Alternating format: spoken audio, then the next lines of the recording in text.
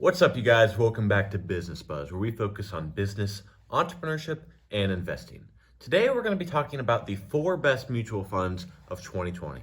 Mutual funds are commonly used tools to save for things like retirement, but can also be used to save for homes that you might want to buy or even college savings. Nearly a third of all Americans have money invested in mutual funds, and they're most commonly found in 401ks. So before we get into some examples, what is a mutual fund? I bet there's a lot of you guys out there who really don't even know what they are, so I'm here to educate you on that. So to simplify what a mutual fund is, they basically take money from a pool of investors like yourself, and they invest that money into a plethora of stocks that usually revolve around one objective. Mutual funds are almost always actively managed, which means that the stocks that they're invested in can change, okay? They're either managed by one person or usually a group of people.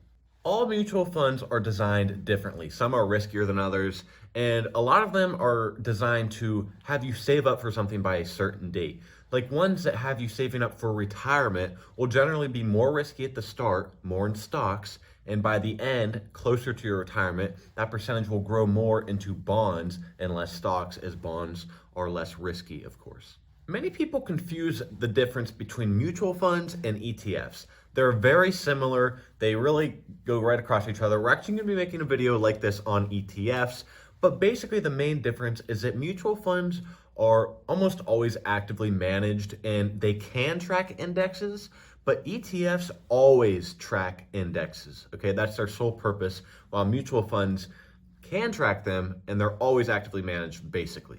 Before we get into the 4 mutual funds that I think are great to invest in, make sure you guys go down and subscribe to our channel. We come out with great educational content all the time. Number 1, the TROWE Price Dividend Growth. This TROWE fund in particular focuses on dividend yielding companies, specifically dividend yielding companies that they believe will raise their payout on their dividends in the future. The yield is 1.2%, which is decent for a mutual fund. Not as high as I would think it would be considering it's a dividend-focused mutual fund, but it's still high. Now, of course, the nature of a dividend stock and obviously a dividend mutual fund that focuses on dividend stocks is that when the market does really, really well, you're not going to experience those highs like other people will in their portfolios, right?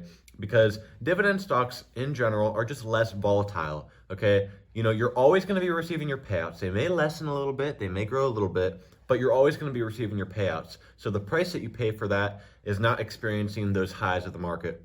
But of course, that also means is that when the market does really poorly, you won't experience those lows as bad.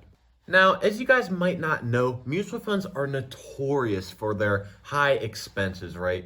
That's kind of what keeps a lot of people away from mutual funds. You know, as with any actively managed fund, like a mutual fund, the expenses rise, okay? And the expense ratio is obviously very important when looking at mutual funds.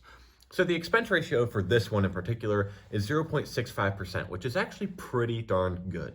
So I won't mention this for every single mutual fund, but just so you guys know, an expense ratio is basically the amount it costs to upkeep the fund, paying people, things like that, just maintaining the actively managed fund because people have to be paid. They're not doing this for free, of course. Number 2, Fidelity International Growth Mutual Fund. This fund is perfect for those of you who want to diversify into some foreign markets, or if you have a hedge that you really think that foreign markets are going to do well in the coming years. Their specific focus is, of course, on foreign companies, specifically very large foreign companies that have a track record of staying stable. You know, when it gets really bad over there in the foreign countries, their prices remain stable.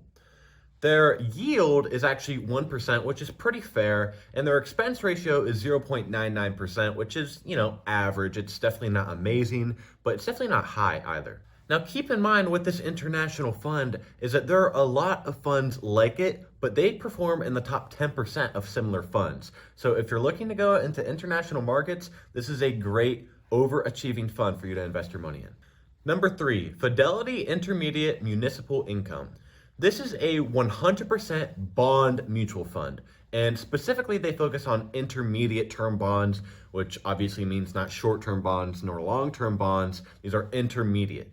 Their interest yield, not their dividend yield, obviously, because they're not stocks, they're bonds, is 1.4%, which is good. Also, their expense ratio is 0.37%, which is pretty amazing. The fund has a track record of dependability, which is great for those of you who want steady, sure gains, okay? So keep that in mind. This is great for all you elders out there. I see you out there watching our vids and I appreciate it. Number 4, WASATCH MICROCAP Fund. This fund focuses on small cap companies, obviously, which basically means small companies not worth a lot of money.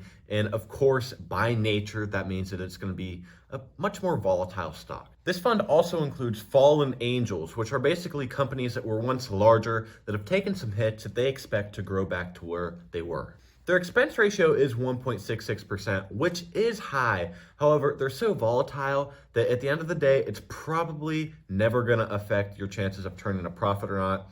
Generally speaking, it's so volatile that if they do go high, that 1.66% is not going to affect any. So guys, that about wraps up this video of some great mutual funds that you guys should look into. Keep in mind, do your own research on mutual funds, guys. There are tons out there. I wanted to include more, but I just wanted to limit it to 4, okay? So anyway, thank you guys for watching this video. Please go down, subscribe, like this video, comment some ideas for us, please. That's the main thing.